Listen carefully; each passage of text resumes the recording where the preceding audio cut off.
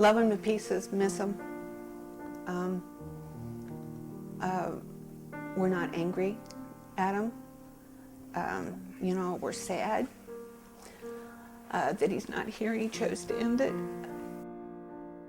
But you know, after listening to all of his trials that he had, you can understand why he chose to end his life. We used to be best friends. We did a lot together. Golf, go to Red Sox games. His smile, his sense of humor. That's what I remember. It's a parent's worst nightmare that they will outlive their children. When Jill and Dave Jones returned home from dinner one evening, they were thrust into that nightmarish situation they had always dreaded. Only this time, it was real, and the night ended in the tragic death of their son Alex, a soon-to-be Mason High School senior. Alex was home alone. We went out to dinner. He had one of his panic attacks, and we had talked to him, thought we'd talked him down from it, out of it. And evidently, when he has these panic attacks, things are hopeless, and he just feels like he can't go on. And in this case, it was something he didn't plan. He just, in the middle of the attack, he hung himself. Alex suffered from Crohn's, a painful disease that strikes the intestinal tract. As a result of the illness, Alex was prescribed a battery of medications that treated the Crohn's, but also the horrible side effects of anxiety and depression. This lethal combination of prescription drugs would ultimately prove to be his downfall.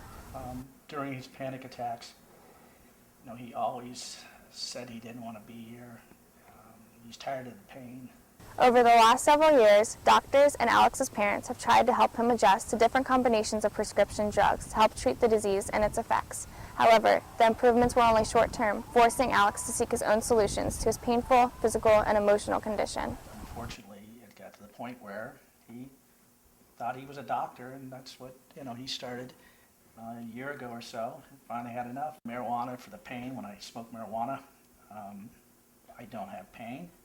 And when I take a Xanax, I don't have panic attacks. So, I don't need to go see anybody. While the Jones have had to learn the hard way about the horrifying effects of drug abuse, they are hopeful that Alex's tragedy will help parents and especially teenagers become more aware and really think through the choices that they make.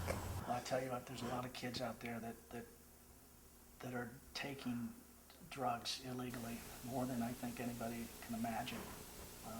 And the parents have to see it, the kids have to realize this isn't helping them. Kids just have to make a choice of, let's do what's best for me, not what's good just for this minute, but what's good for me for the rest of my life. Don't do drugs, don't do alcohol, don't make the same mistake that Alex did so that your parents end up sitting here and hurting your family. We know Alex didn't mean to. Mrs. Jones admits she has a huge void in her life, but she's not mad at Alex and respects how he fought this battle over the last 7 years. He carried a lot. He's had more adversity in his 17 years than I've had in my total life.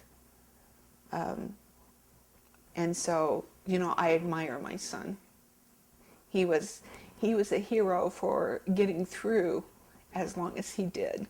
The healing process for the Jones will take a lifetime, and even then, the wounds of a parent who have lost a child may never heal. But for Jill and Dave Jones, they will fondly remember the life of their son, a life that was tragically cut way too short.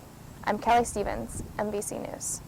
Our Alex was, the one that we know and that we loved, was funny, loved sports, liked to flirt, loved animals, treated the animals and little kids very kindly.